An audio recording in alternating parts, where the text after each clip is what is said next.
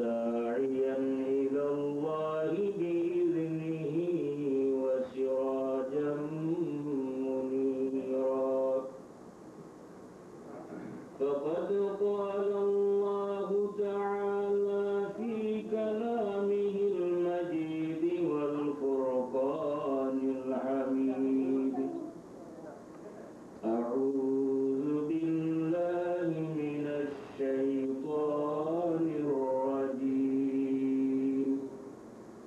بسم الله الرحمن الرحيم ألا إن أولياء الله لا خوف عليهم ولا هم يحزنون الذين آمنوا وكانوا يتقون لهم البشرى في الحياة الدنيا وفي الآخرة لا تبديل لكلمات الله ذلك هو الفوز العظيم إن الله وملائكته يصلون على النبي يا أيها الذين آمنوا صلوا عليه وسلموا تسليما اللهم صل على سيدنا مولانا محمد سيدنا شفيعنا محمد اللهم صل على سيدنا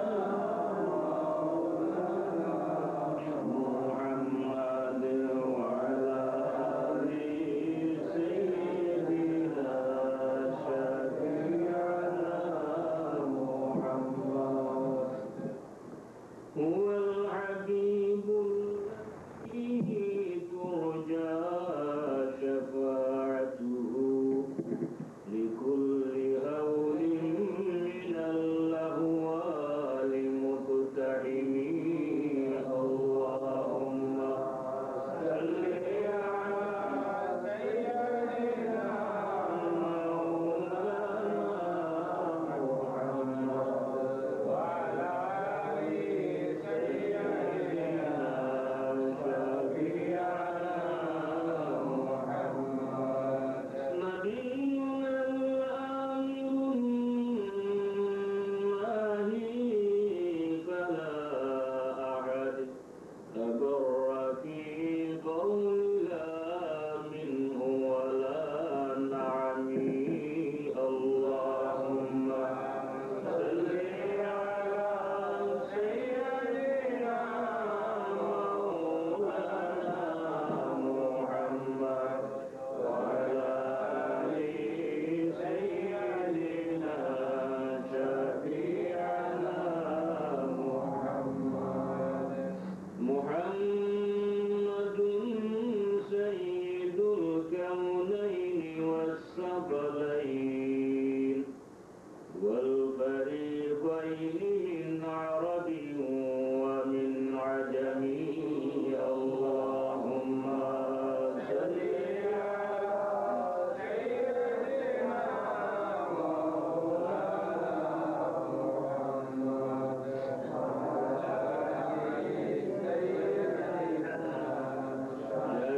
شفيعنا محمد محترم حاضرين আল্লাহ পাক রব্বুল আলামিনের দরবারে অসংখ্য অগণিত শুকরিয়া জানাই যে মেহেরবানি করে আমাদেরকে আজকের এই মহফিলে আসার তৌফিক দিয়েছেন সবাই বলি আলহামদুলিল্লাহ আজকে আমাদের আজকের এই মাহফিল একটা উপলক্ষ হলো যে গৌসুল আজম হযরত বড় পীর আব্দুল কাদির জিলানী রহমতুল্লাহ আলাইহির ইসালে সওয়াব উপলক্ষে মাহফিল। আউলিয়া কেরামের আলোচনা যে জায়গায় হয়, যে স্থানে হয়, সেখানে আল্লাহর রহমত বর্ষিত হতে থাকে। বলেন সুবহানাল্লাহ।